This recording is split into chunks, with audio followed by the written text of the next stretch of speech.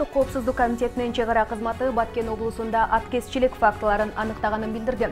Чек ара кызматынын маалыматына ылайык 5-октябрда Лейлек районунун Жаштык айылында кийим-кечек, азык-түлүк ташып бараткан Mercedes-Benz үлгүсүндөгү унаа кармалган. 6-октябрда Лейлек районунун Достук жана Арка айылдарынын ортосунда 25 куб жыгач ташып бараткан DAF үлгүсүндөгү унаа колго түшкөн. Ушул эле күнү Баткен районунун Жаңы Бак айылында Тажикстандан 22 тонна жүзүм ташып келаткан 7 унаа кармалган. Алдын ала божомол боюнча жүзүмдүн баасы 3 миллион 650 миң сом болушу мүмкүн. Тийиштүү иш-чаралар жүргүзүлгөндөн кийин кармалган унаалар жана айдоочулар компетенттүү органдарга өткөрүлүп берилген. Апрель айынын соңунда чек арадагы жаңжалдан кийин жергиликтүү эл арасында коңшу өлкөгө аткезчиликти токтотуу талабы күчөгөн. Мыйзамсыз аракетти көзөмөлдөө үчүн атайын элдик кошуун түзүлгөн. УКМКнын чек ара кызматынын кызматкерлери баңгизатын мыйзамсыз сактоого шектелип кармалган. Чек ара кызматы 6-октябрда тараткан маалыматка караганда, ал кызматкерге карата бир канча кылмыш иши тергелип жатат. 2021-жылдын июль айында чек ара кызматы тарабынан жүргүзүлгөн кызматтык иликтөөнүн жүрүшүндө мамлекеттик жана аскердик сырды түзгөн маалыматтардын коопсуздугу бузулгандыгы аныкталган. Анын натыйжасында Кадамжай автожол көзөмөл өткөрүү пунктунун башчысы иштен бошотулган.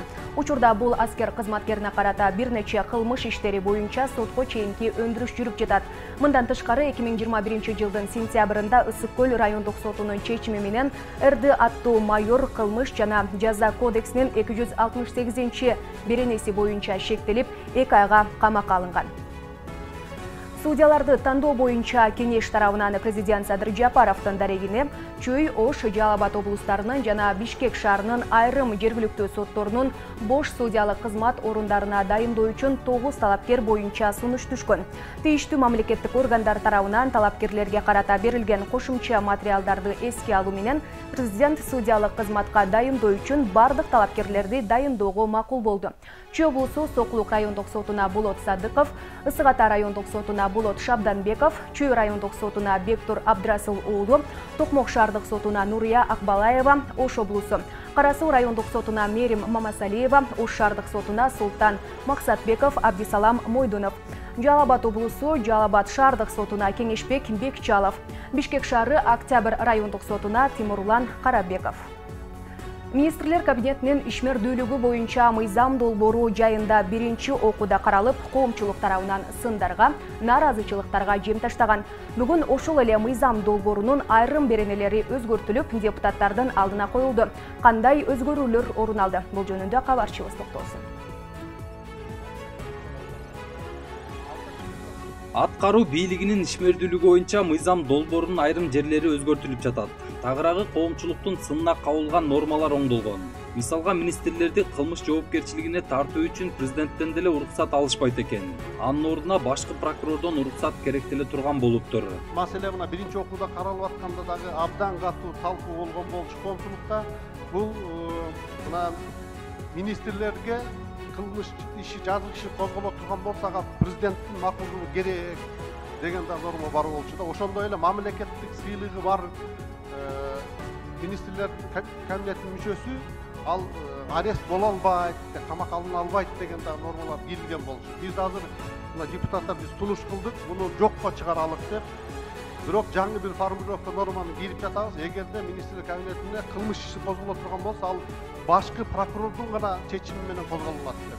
Мындайча айтканда, жөнөкөй район, областтын, шаардын прокуратураларда кылмыш ишин козгой албайт. Бул дагы бир чоң мындай бир жакшы ал министрге коргоо болуп эсептелет. Буга катар эми өкмөттүн ишин президенттик администрация көзөмөлгө алмай болуптур. Ошондо министрлер кабинетинин төрагасы бир эле учурда президенттик администрацияны да жетектеп калат.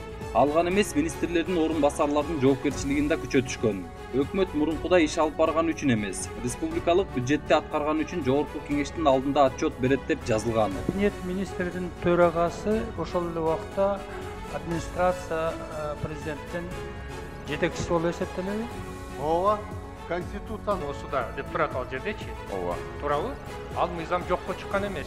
А бул мыйзамга ал жазылбайт. Ал ошол мыйзамга жазылган. Биринчиден, экинчиден кабинет министри азыр мына мыйзамды кабыл алынгандан кийин анан кийин каралышы мүмкүн ал. Мыйзамдын авторлорунун бири Алы Карашев долбоорго мындан башка да бир катар өзгөртүүлөр киргизилгендигин билдирди. Анын маалымдашынча, министр боло турган адамдарга төмөнкүдөй талаптар коюлат экен.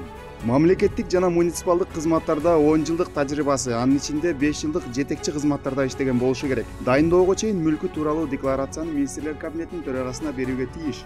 Бизнеси бар адамдар өкмөт мүчөсү боло албайт. Министрлер кабинетинин мүчөсү административдик ресурсту пайдалана албайт. Министрлер кабинетинин мүчөсүнө кылмыш иши баш прокурордун макулдугу менен козголот. Өкмөттүк аппараттын иши президенттик администрацияга жүктөлөт. Жогорку кеңеште бир гана өкүл президенттин өкүлү болот. Эмне үчүн башында эле ушуну жазып келген жоксуңар? Башында алып келгенде башаламан алып келгенсиңер. Кол тибестиктин баардыгын алып алгансыңар.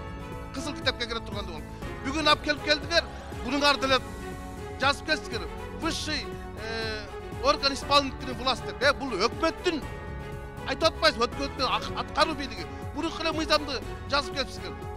Бизде эгер президенттик бийлик болгон болсо, президент аткаруу бийлигинин башында турса, ал киши өткөрүш керек өкмөттүк заседание бар. Bizde kabinet ministri özgürlüğü oldu. Kabinetin aparat işte otat, prezidentin aparat işte otat, prezidentin ökül oturat, hükümet başçının ökül oturat. Öküy birikkenden birleşik işleş gerek olacak. Ayın için 5 aydan beri bularga aylık bayana karal otat. Emin için maksas paydalan otmayın. 5 aydan beri. Men uşunu ayta otam. Anan keyin özgöçeyle bardığın hükümet kötkörüp berip koyduk. Bardığın bir gana saglasi jogorку кеңешке деп чыгар. Мынагы азыркы өкмөт эгер жаңы баш мыйзамды негизинде куралып келбесе, бизде макулдук алган эмес булар.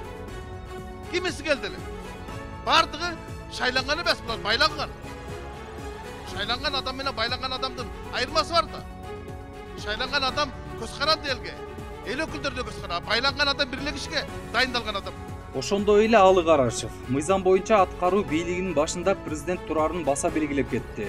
Кыргызстандын жаңы конституциясы 2021-жылдын 5-майында кабыл алынган. Президент Садыр Жапаров баш мыйзамдын жоболоруна ылайык министрлер кабинети жөнүндөгү жарлыкка кол койгон.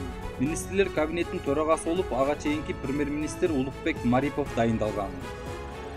Жодар Бузумов, Нурбек Жеңишбек уулу, Нур Ньюс, Бишкек.